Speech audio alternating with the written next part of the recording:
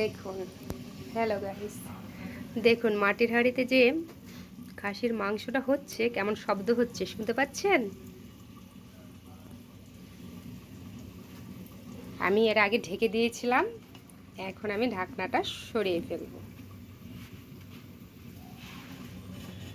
5 minute পর ঢাকনাটা সরিয়ে ফেলবো। এই যে এভাবে করে সরাতে হবে, না হলে কিন্তু হাতে ভাপ লেগে যাবে। হ্যাঁ, এই ভাপ লাগলে হাত একবারে পুড়ে যাবে। দেখতেছেন কিভাবে ফুটতেছে? এই যে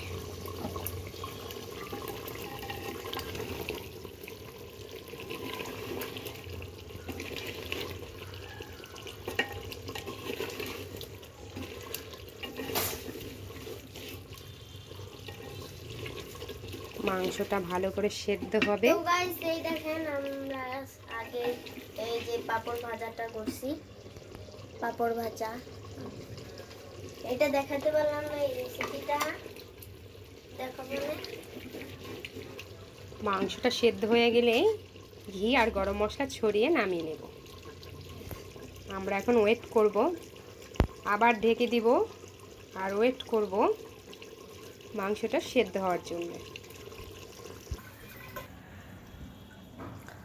ঢাকা বন্ধ অবস্থায় বেশ কিছু সময় আমরা ওয়েট করতেছি। দেখুন কেমন শব্দ হচ্ছে, এই যে ভাপ উঠতেছে সাইড থেকে, দেখতে পাচ্ছেন? ভাপ উঠতেছে সুন্দর।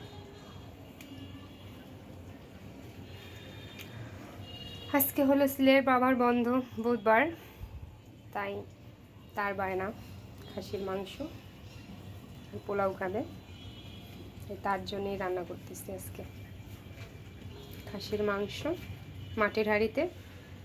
আর পোলাও তো হয়ে গেছে, দেখালাম আগে। এখন ঢাকনাটা উঠিয়ে নেব। এখন আবার আমরা ঢাকনাটা সরিয়ে দেখব যে কি অবস্থা। দেখুন মাংসটা পুরো সেদ্ধ হয়ে গেছে। মাটির হাঁড়িতে মাংস বলে কথা। মাটির হাঁড়িটা একবার ট্রাই করে দেখবেন, অনেক সুস্বাদু।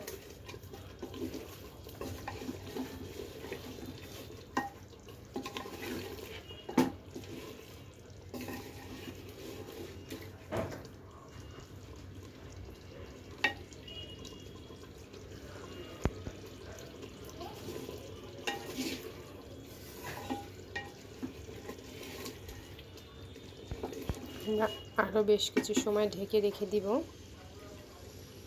এরপরে আমরা ঘি গরম মশলা ছড়িয়ে নামিয়ে ফেলব।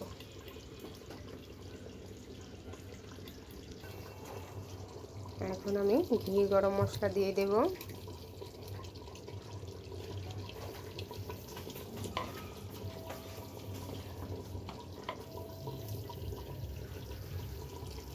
গরম মশলা আর ঘি দিয়ে নামিয়ে নিবে।